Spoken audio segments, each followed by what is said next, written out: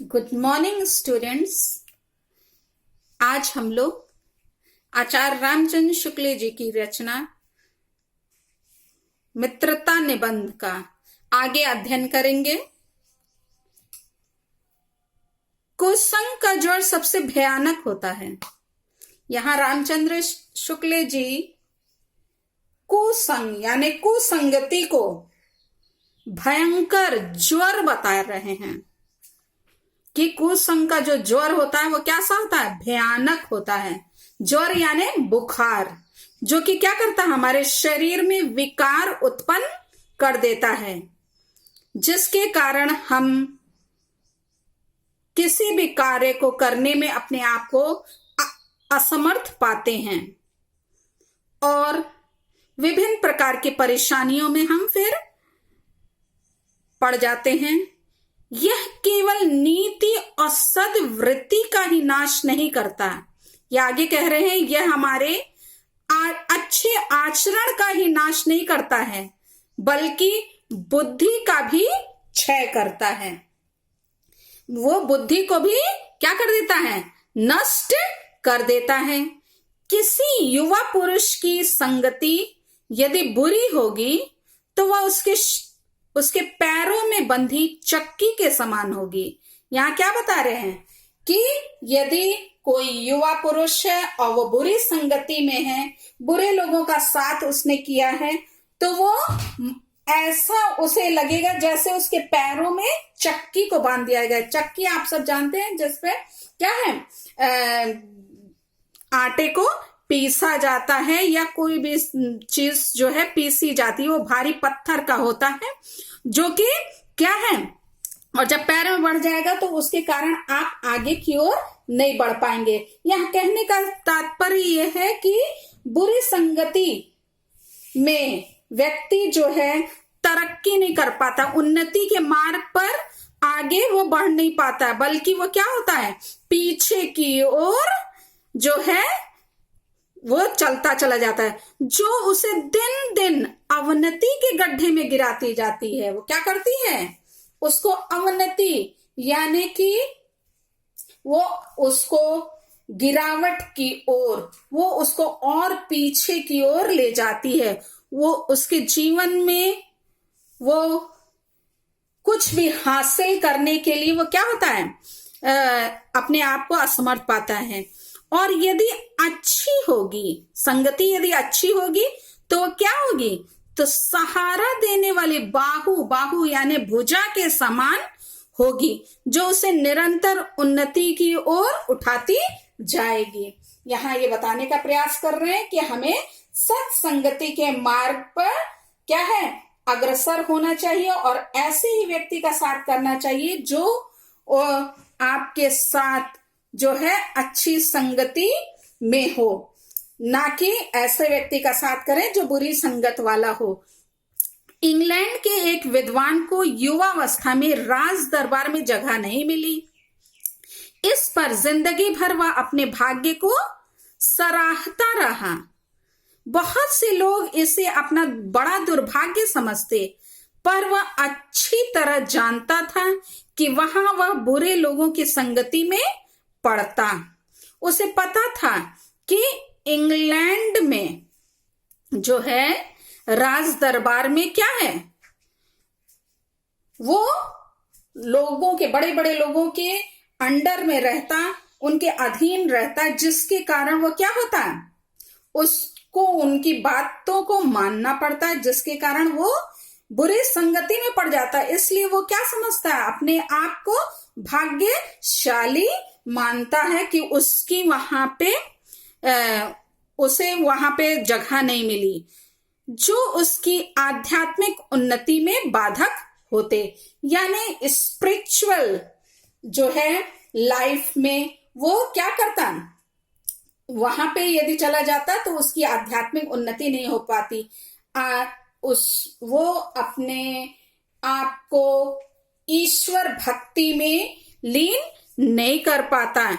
और लिखा है बहुत से लोग ऐसे होते हैं जिनके घड़ी भर के साथ से ही बुद्धि भ्रष्ट हो जाती है, क्योंकि उतने ही बीच में ऐसी ऐसी बातें कही जाती हैं जो कानों में ना पड़नी चाहिए। चित्त पर ऐसे प्रभाव पड़ते हैं जिनसे उनकी पवित्रता का नाश होता है। इसलिए हमें ऐसी संगति में, ऐसे लोगों के साथ में नहीं उठना बैठना चाहिए, क्योंकि यदि हम उनके साथ बैठते हैं तो जरूर है कि कुछ ना कुछ दुष्प्रभाव आप पर भी जरूर पड़ेगा। आपकी पवित्रता का वहां पे क्या होगा? नाश जरूर होगा। आप कितने भी अच्छे क्यों ना हो, उनके संगति में आप क्या हो जाएंगे? उनसे प्रभावित हुए बिना नहीं रह पाएंगे। बुराई अटल भाव धारण करके बैठती है।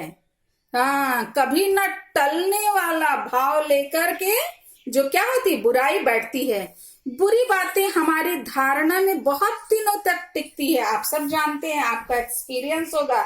जो खराब बातें होती हैं वो क्या होती है, हमारे स्मृति पटल पर अंकित हो जाती हैं और वो ज्यादातर दिनों तक हमारे याददाश्त में रहती है। उसको हम भुलाना भी चाहते हैं, लेकिन वो हमारे दिमाग से जाती नहीं है और यदा कदा वो हमें हमेशा स्मरण होती रहती हैं।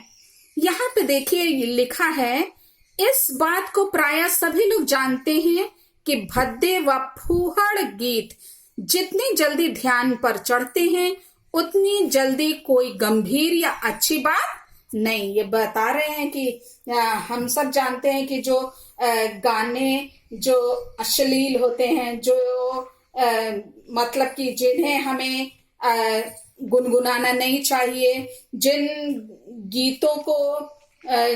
गीतों के शब्द अच्छे नहीं होते हैं, वो हमारे दिमाग पर जल्दी से चढ़ जाते हैं, जबकि अच्छे अच्छे गीत हमारे स्मृति पटल पर अंकित जल्दी नहीं होते हैं, वो जल्दी याद नहीं होते हैं। एक बार एक मित्र ने मुझसे कहा कि उसने लड़कपन में कहीं से एक बुरी कहावत सुन पाई थी, जिसका ध्यान वह लाख चेष्टा करता है कि ना आए, पर बार बार आता है। जिन भावनाओं को हम दूर रखना चाहते हैं, जिन बातों को हम याद करना नहीं चाहते, वे बार बार हृदय में उठती हैं और भेदती हैं। अतः तुम पूरी चौकसी रखो। ये बताना चाह रहे हैं कि हमें कैसे रहना है, चौकस रहना है। हमें ऐसे नहीं रहना है कि हम अपने आसपास से अपने आप को एकदम अलग थलग मतलब कि उदासीन रहें। हमें सचेत रहने की आवश्यकता है। हमें ये जानना है कि हम कहाँ जा रहे हैं, हम कहाँ उठ रहे हैं, कहाँ बैठ रहे हैं, किसके साथ हमारा साथ है, कैसी संगति के वो लोग हैं। इस बात की चौकसी हमें पूरी रखने की आवश्यकता है, क्योंकि बुरी बातें हमें हमेशा हमारा पीछा करती हैं और वो हमारे स्मृति पटल से वो जाती नहीं है। आगे लिखा है, ऐसे लोगों को कभी साथी ना बनाओ जो अश्लील, अपवित्र और फूहड़ बातों से तुम्हें हंसाना चाहें।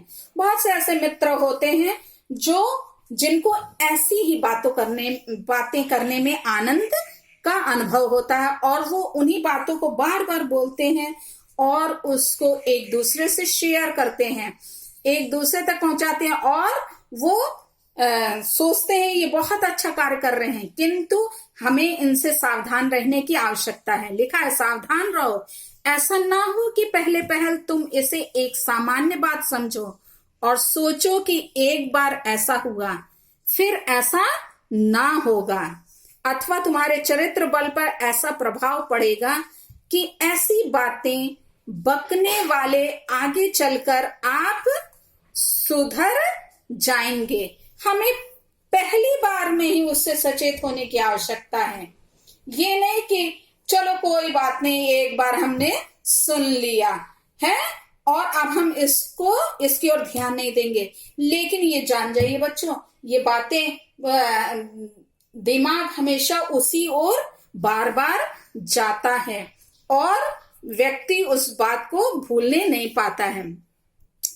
जब एक बार मनुष्य अपना पैर कीचड़ में डाल देता है, तब फिर वह यह नहीं देखता कि वह कहाँ और कैसी जगह पैर रखता है।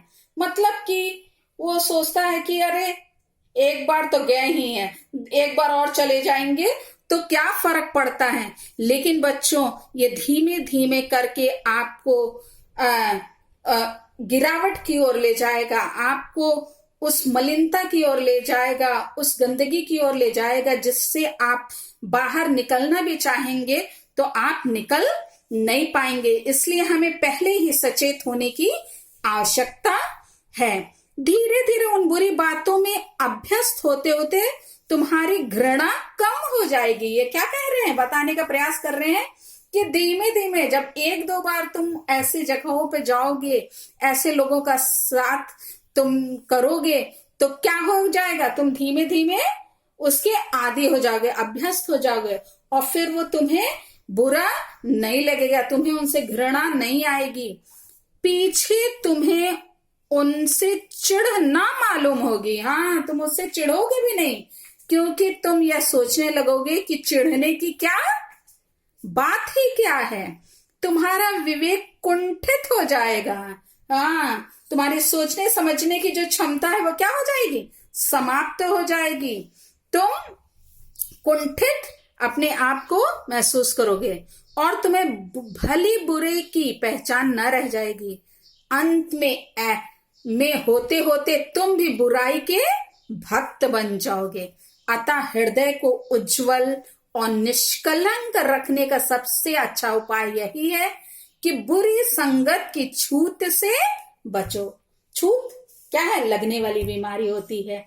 वो क्या होती है, एक बार बस लग जाती, उसके बाद फिर देखिए वो अगले को, अगले के बाद फिर अगले को, इस प्रकार से वो फैलती चली जाती है। इसलिए जरूरत इस बात की है कि हम बुरी संगत से बचें, अपने हृदय को उज्जवल और निष्कलंक रखने का प्रयास करें। क्योंकि यहाँ पे देखिए, यहाँ इन्होंने लिखा है कि यह पुरानी कहावत है कि काजल की कोठरी में कैसो ही सयान हो जाए। कैसा भी सयाना व्यक्ति, यानी कि जो अपने आप को समझता है कि वो क्या है, सब कुछ जानता है और उसको कोई भी मूर्ख नहीं बना सकता है। कैसा भी सयाना व्यक्ति जाए, एक लीक काजल की लागे ही पैर लागी है। मतलब कि एक कालिक उसमें काजल की जरूर लग जाएगी यदि उस कोठरी में वो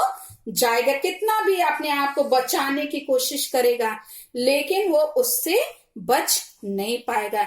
इसलिए पूरे निबंध में इन्होंने यही समझाने का प्रयास किया है कि हमें सत्संगति करने की आवश्यकता है और हमें ऐसे मित्र बनाने की आवश्यकता है जिनमें अच्छे गुण पाए जाएं।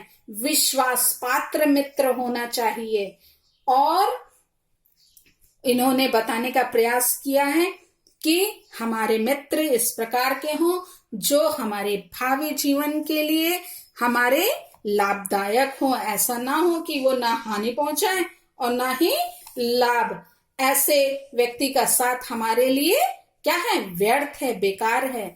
तो हमें ऐसे व्यक्ति का साथ करें जिनके जो गुण हमारे पास नहीं है और अगले के पास है, तो हम उनके गुणों से उनकी अच्छी बातों को ले सकें और अपनी अच्छी बातों को उन तक दे सकें। ऐसे व्यक्ति का साथ करने की आवश्यकता है जिससे हमें अपने जीवन में लाभ हो।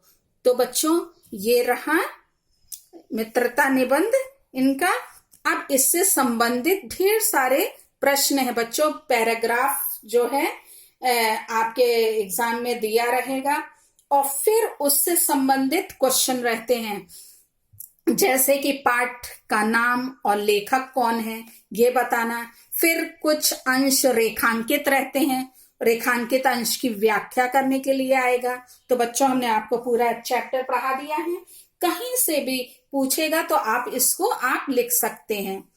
फिर उससे संबंधित छोटे छोटे क्वेश्चन रहते हैं, जैसे लेखक के अनुसार व्यक्तियों को किन लोगों का साथ नहीं करना चाहिए।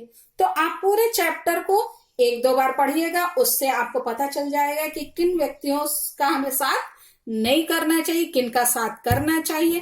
तो जैसा क्वेश्चन रहेगा वैसे ही आपको उसका आंसर देना रहेगा। तो बच्चों, बुक में आपके ढेर सारे पैराग्राफ चैप्टर के पीछे भी दिए हुए हैं, उसमें से भी आ सकता है और चैप्टर के बीच से भी आ सकता है। तो इसलिए आपको इसके थॉरली स्टडी करने की आवश्यकता है। Thank you.